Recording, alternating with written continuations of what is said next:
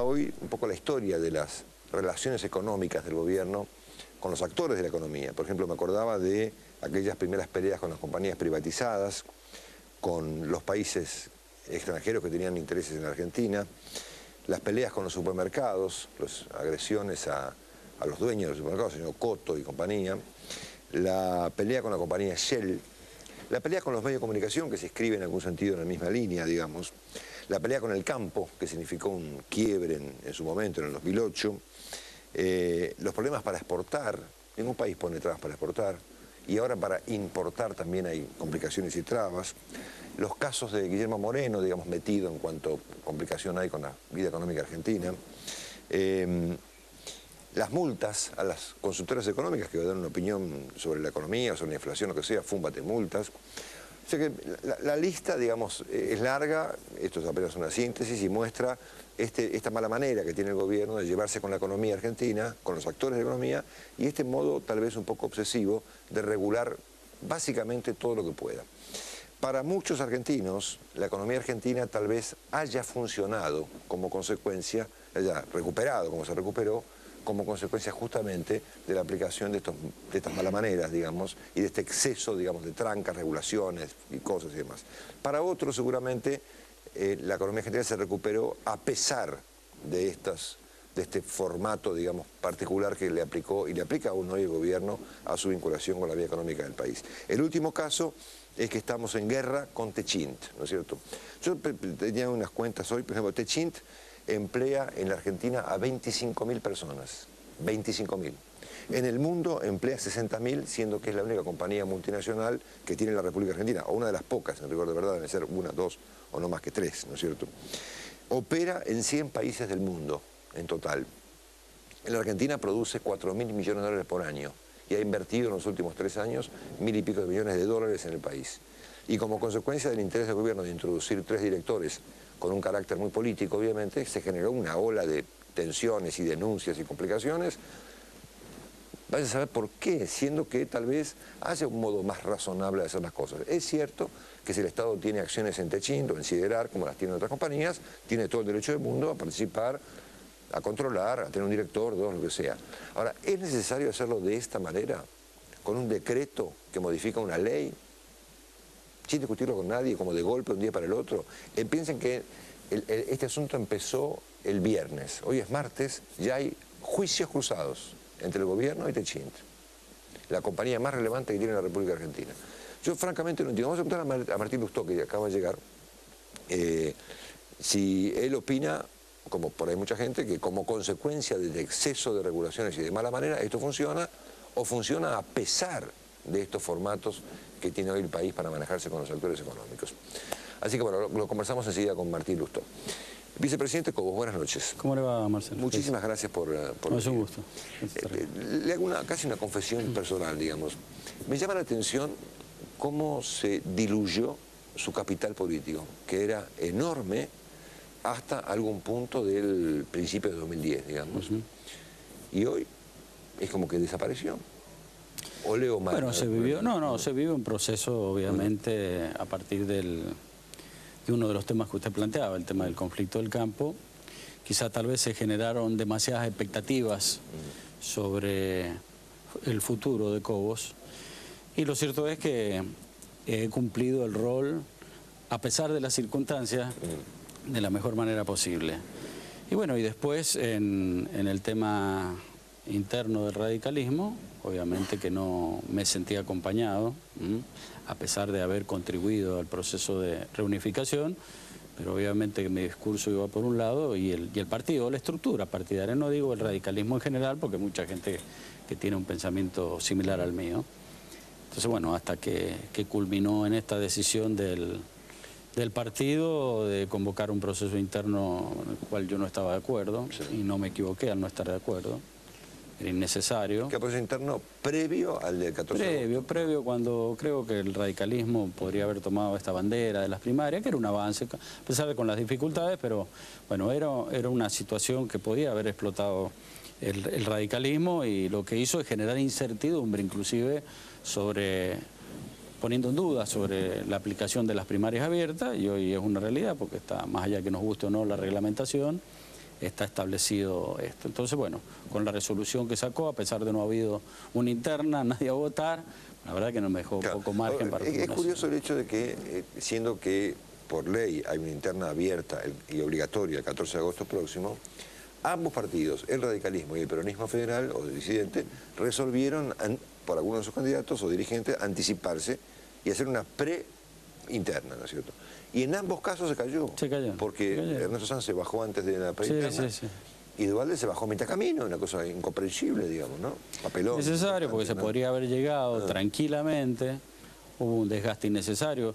Para el caso, inclusive, un partido que de alguna manera cega la institucionalidad, son estas cosas que son fortaleza para el radicalismo y la previsibilidad, rompió con, digamos, lo que estaba planificado, que era que tuviéramos a fin de año una propuesta confiable, sobre todo para el radicalismo después de, sobre todo del último gobierno de la Alianza, sin olvidar lo que pasó con el doctor Alfonsín los últimos meses.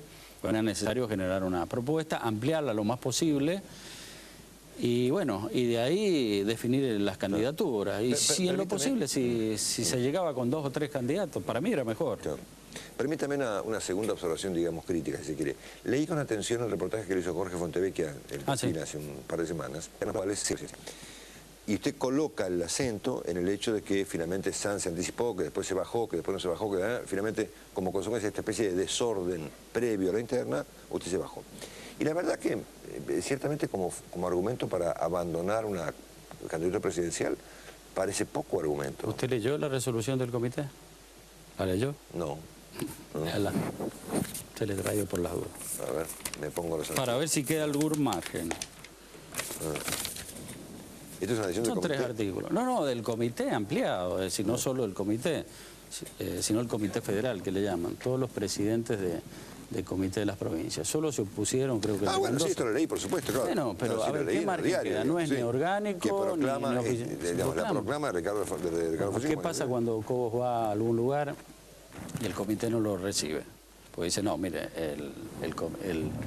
el candidato ya está proclamado. O dicen, bueno, esta es la opinión de Cobos, no es la del partido. Quedaba poco margen. Yo ya lo había advertido. Los televidentes, yo acá subrayo el párrafo y lo mostramos en la cámara, que dice, artículo 3, tener por proclamado a Ricardo Luis Alfonsín como candidato a presidente de la Nación por el Elección Radical y comunicar lo resuelto al Honorable Convención Nacional. Acá está, no sé qué cámara lo puedo mostrar, a esta, ¿no es cierto?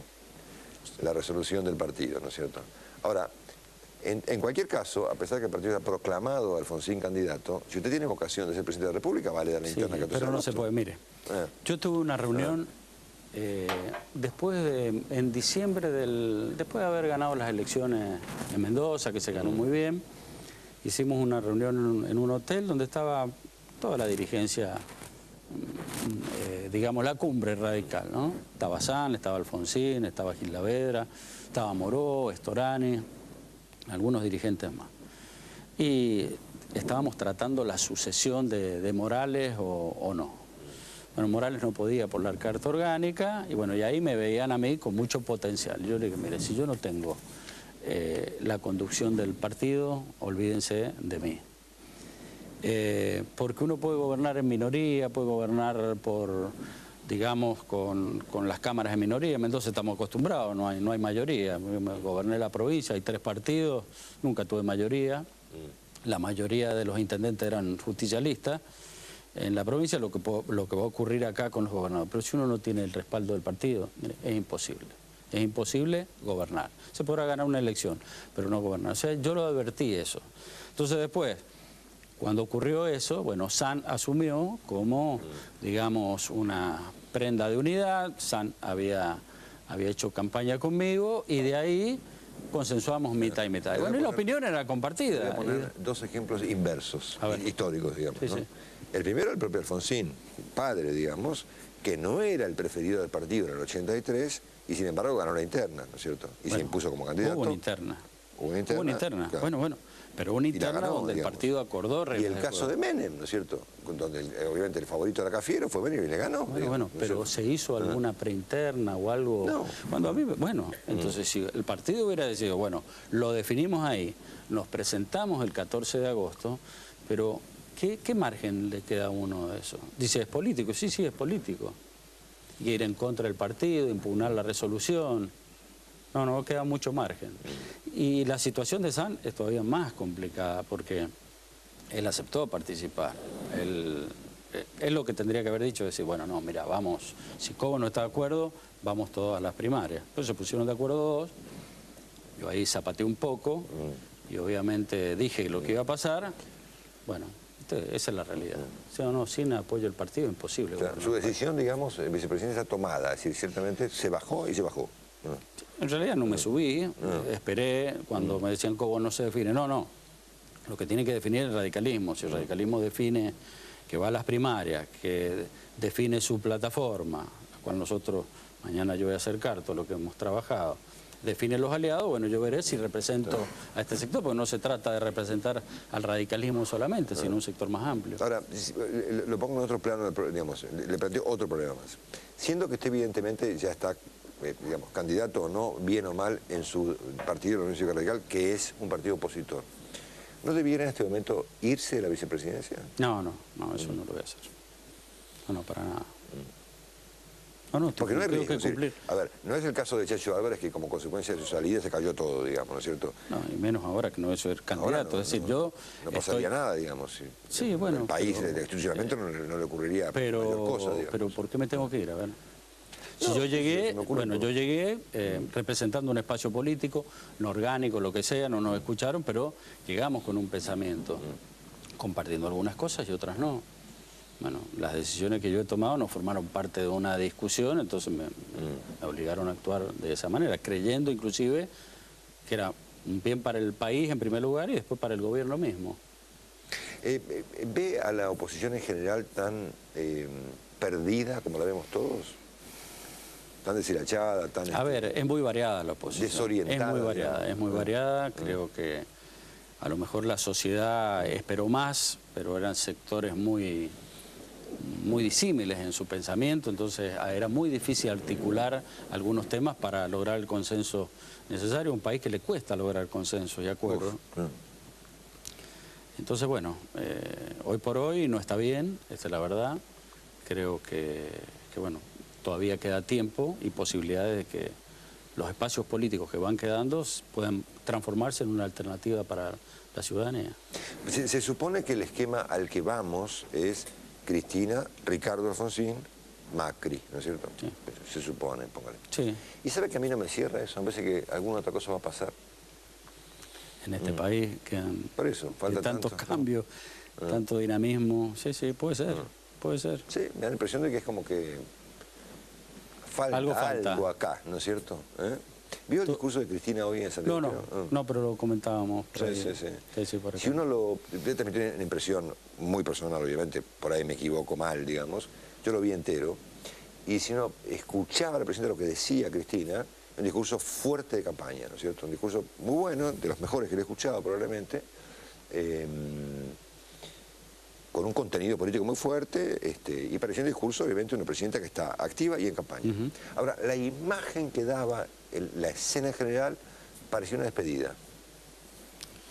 Bueno, creo que en los últimos, este no lo escuché, ¿no? Estaba compartiendo una reunión, pero en muchos de los últimos discursos da esa misma sensación o percepción. Esa impresión, por ahí me equivoco, yo no conozco los detalles, digamos, fue una evaluando televidente, la decisión, ¿no? Una decisión difícil. Creo que lo más difícil, sobre todo uno que ha aprendido a conocer un poquitito más de cerca el peronismo, es el tema después de la sucesión. El problema es el día después.